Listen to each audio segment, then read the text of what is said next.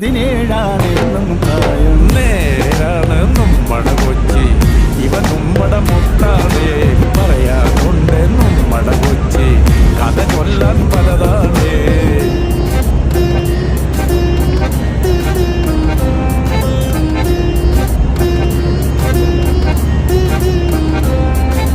കുടിപാറും കപ്പലിലേറി വരവായ സായിപ്പ് ഇവളെ കണ്ടിട്ടം തോന്നി പണിയിച്ചേ ബംഗ്ലാവ്. പെണ്ണാണിൻ മാനം കാക്കാൻ പോരാടി രാജാവ്, പല കാലം പോരാടിയിട്ടും അടിയാളായി പെണ്ണാള്.